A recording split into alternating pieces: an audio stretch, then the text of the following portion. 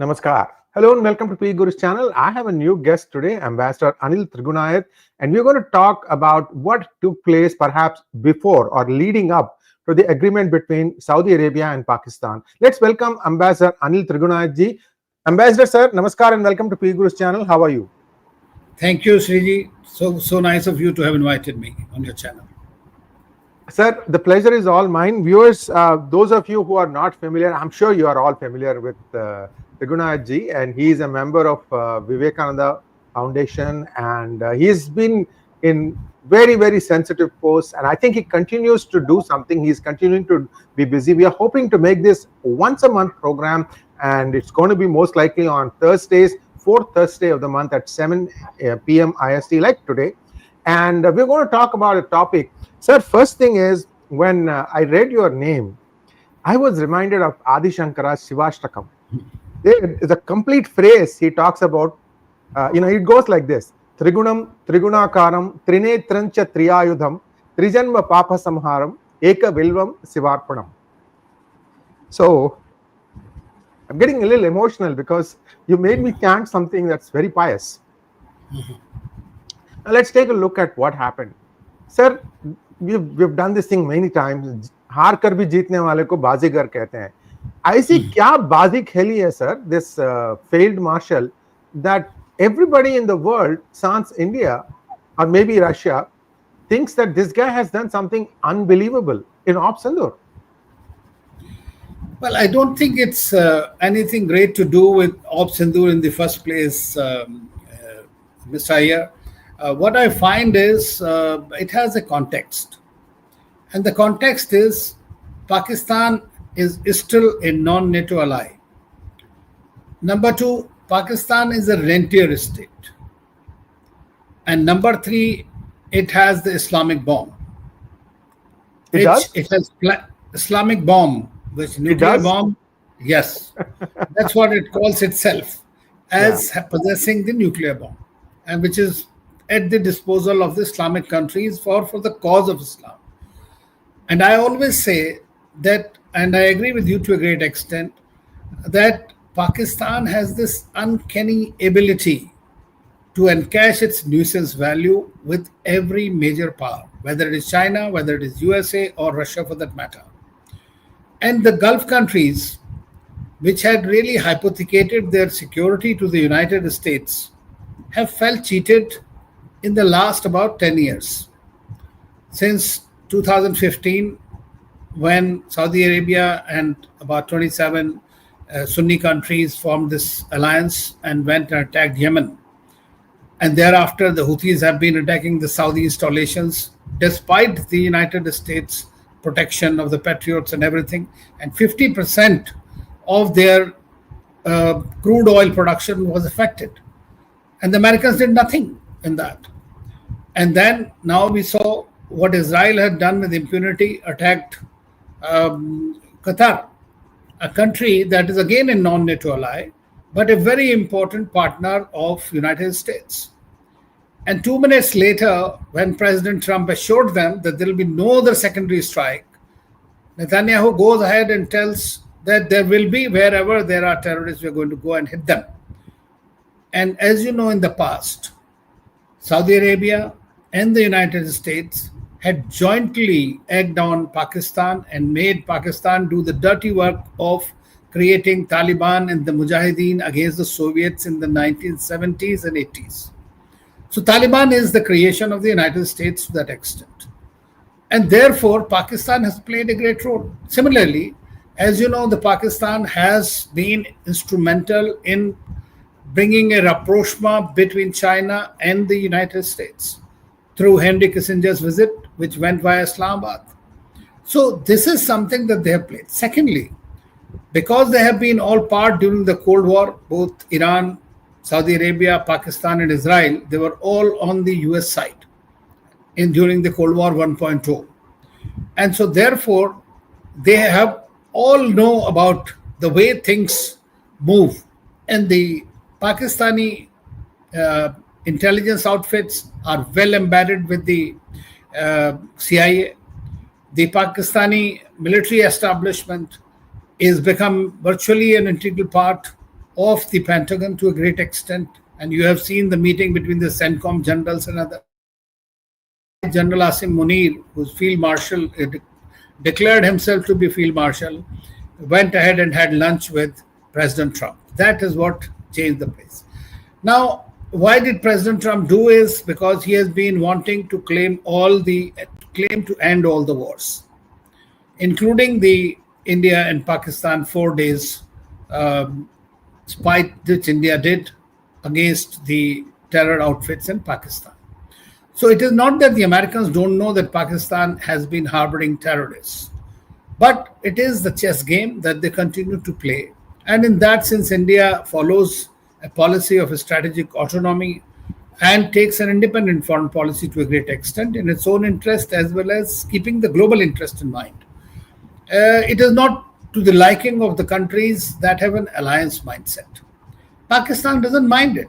It is ready to sell itself wherever it gets its price. So that's what explains to it. Now, this deal you talked about, it is not something new again. Pakistanis, as I said, since 1998, Saudi Arabia and UAE were the two countries that really congratulated Pakistan on getting the bomb. It was also even funded from these countries. So therefore, they look at it as a protection for themselves against Israel or anyone else. Now, as I said, that the Saudi Arabia is the biggest economy, the biggest powerful country in the region, a custodian of the two holy mosques, so in a way, Islamic leader. And therefore, they were very much worried that America is distracted mostly towards the Indo-Pacific. And therefore, it is quite possible for them not to provide the kind of security they are looking for. It has happened when Iran attacked the US base in Qatar. They allowed it. When Iran-Israel war happened, 12 days war, then it was seen that the missiles were flying over the 1,000 kilometers of the Gulf space. Then when I think that the attack on Qatar happened, that was the end of it. I think that's when they decided that it should go. But it is not to say that it was against United States or anybody. In my view and my assessment, it was with the connivance of the United States that it happened. I feel that, number one, President Trump personally is quite peeved with Netanyahu for completely, ignoring his advice or his frustrations. Secondly, they are also looking at Afghanistan, Bagram base, reclaim it again, in which Pakistan would be needed. For their strikes against Iran, again, they need Pakistan. So there are others. Then fourthly, they want to sort out the Houthis. And therefore, Pakistan has recently provided 25,000 soldiers on the Saudi-Yemen border, which have been there. Besides, in Saudi Arabia and most of the Gulf states, if you were to go there, you will find that thousands and thousands of Pakistani armed force generals and others or advisors are present and working with them. So there is a great comfort level on that. So it's just as the Indian Ministry of External Affairs spokesman said, that this was simply a formalization of an already existing arrangement. So this strategic mutual defense agreement definitely has gone ahead, and it is a concerning development as far as India is concerned, no doubt about it, because in the past 10-15 years, India was able to stunt the Pakistani factor from the Gulf politics. Thank you so much, sir. I want to take you back to one statement you made, sir. You said for the last 10 years, America has been, giving lip service to all the Middle Eastern countries that they will take care of their safety, and did literally nothing. Now, America got a bad lesson or learned a hard lesson in Iraq. I mean, it's a pottery barn store. Colin Powell, the Secretary of State, was made to, say in the House, in the Joint House, I think, Congress and Senate, that these guys did indeed possess weapons of mass destruction. The man felt so bad about it that he actually resigned. I mean, second term, he did not continue as Secretary of State. And these guys merrily went about doing their things. But what has happened, sir, is, I'm coming to the question. What has happened is that you saw the rise of PMC, private military contractors, during that period. And it is my belief, and I could be wrong, Ambassador Trigunayat. Blackstone and all. Yes, I believe that there were fair amount of PMCs moving about in Pakistan, even as Op Sindoor was on. I'll give you an example, sir. Pakistan sold pretty much a hefty amount of ammunition to Ukraine. You think that would have happened without US, blessing it? I mean, Ukraine doesn't have any money to pay. So who is paying Pakistan to send all these equipment to Ukraine? On the other hand, Pakistan says that we have good relations with Russia too. See, US should be happy that India only sells diesel to Ukraine. It doesn't sell arms and armament. Be that as it may, this is a complex jigsaw puzzle that is evolving. Ambassador Trigunayat, India has some plans, I'm sure. What do you think India will do? Because not doing anything, in my opinion, may not be the right approach. This, of course, it's me, simplistic view maybe. What are your thoughts, sir? Well, I think that in the past 10, 15 years, what has happened is, and especially under Prime Minister Modi, I would say, that the India's Link West policy has actually turned into Act West. Most of the countries in the region have also changed their policy, which they call as Act East policy, in which China and India figure very, very prominently because they are their major markets as far as the hydrocarbons are concerned. India is also the biggest market for them in order to for the returns that they are looking at their investments. Therefore, Saudi Arabia has agreed to invest about $100 billion, UAE about $75 billion in India. So they are looking at India in a very strategic manner and no longer in the zero-sum game of Pakistan, which it plays out. But they need Pakistan because Pakistan is the only Islamic country with a nuclear bomb. And since Israel happens to be their nuclear power and Iran is an aspiring nuclear power, it makes ample sense for, Pakistan is readily available and has been offering all the time, made so many statements in the recent past, that it was so much easier for Saudi Arabia to formalize this agreement, which they did. And therefore, I think that it's a challenge for India in the sense is that we have now every country we talked about knowing too well that Pakistan is a harborer of terrorists and terrorists, internationally proscribed terrorists, it still continues to enjoy and rather increased its heft in recent times. So that's definitely should be a cause of concern. Now, what should India do? I tell you, when 2010, I took former Prime Minister Manmohan Singh to Riyadh. And at that time, we had signed the Riyadh Declaration. And for the first time, the Saudis recognized the cross-border threat coming from Pakistan. And Pakistanis were very jittery. And over time, if you come to think of it, just go back to 2019, Pulwama and Balakot attacks. At that time also, the Saudis and the UAE, Emirati, everybody had said that this is an internal matter of India, and we're right. This time also, Prime Minister Modi was in Saudi Arabia when this thing happened, the same day. And he had to rush back to take stock of the situation and control it. Now, in this situation, there is a very high-level council set up between India and Saudi Arabia, for example, and all the Gulf countries. This is Prime Minister Modi and Mohammed bin Salman will meet, and I'm quite sure they're going to talk about it. In the meantime, Saudi Arabia has very clearly said that this is a defensive arrangement and it is not against India in any way. They have assured India great. And I don't think that Saudis will run to the rescue of Pakistan if Pakistan once again indulges in terror attacks against India. And India will have to respond. There is no doubt about it because no other country in the world is going to come and help you. You have to help yourself. We have seen that all the countries, including United States, have double standards as far as the terrorism is concerned. And so we may have cooperation with all the countries in the world, but at the same time, I know it's our battle. We'll have to fight it out ourselves.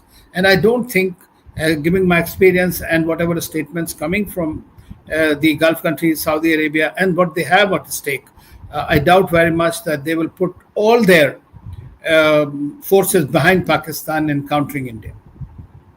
Thank you so much, sir. I'm reminded of what Secretary of State Henry Kissinger said. I think it was Noriega, if I remember correctly. It could be wrong. It doesn't matter. He said, he may be a bastard, but he's our bastard. Now, viewers, Replace that word with terrorist. And that's how I see Pakistan.